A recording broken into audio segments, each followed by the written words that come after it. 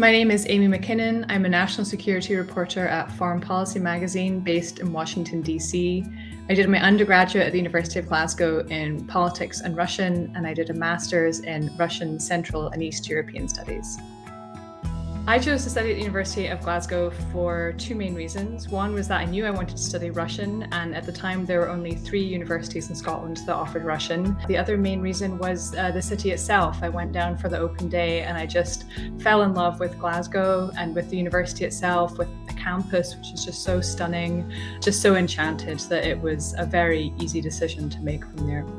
My course was 5 years because I did a language, and when you study a language, you do a year abroad. And so I studied in a small city in Russia called Tver for a year in my 3rd year of university, which I always recommend to any prospective students if you have the chance to do a language, to go abroad. It was just life-changing for me. It's still to this day always something that stands out on my resume. Russian is a less common language for people in the UK to study, and it always starts conversations. And then just the experience of studying abroad itself. I mean, the friends that I went with from Glasgow are still some of my closest friends.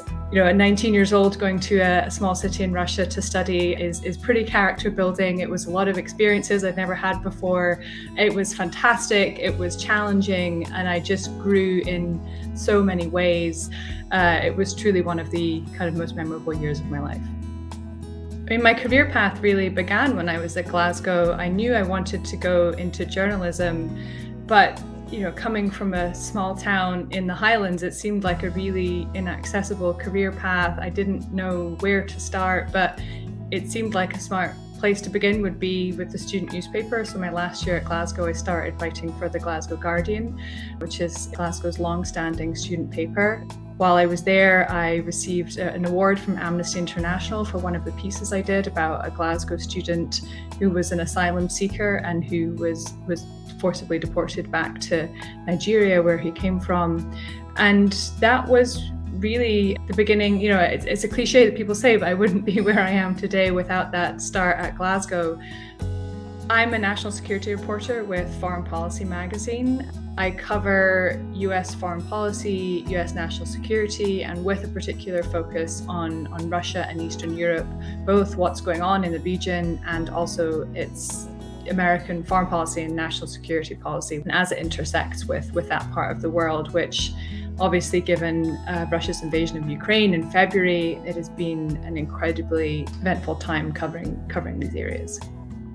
I mean, in terms of memorable moments, I feel like I moved to Washington 4 years ago, almost exactly to the date, and it's been an intense 4 years, both in this city, but also for the world. And it's been an enormous privilege and at times a terrifying responsibility to have a front row seat to the latter years of the Trump administration, to 2 impeachments, to the insurrection on January 6th, to covering the global pandemic as that was unfolding and the particularly terrible toll that has taken in the United States, now to reporting from Ukraine in February and to covering both the build-up and then the execution of Russia's invasion of Ukraine. It's a lot of highs, a lot of lows, but definitely an unforgettable 4 years, and I have Glasgow to thank for putting me on the path which enabled me to be here today. I would heartily recommend Glasgow as a place to study, both for fellow students like me from Scotland or for people coming from the rest of the UK or around the world.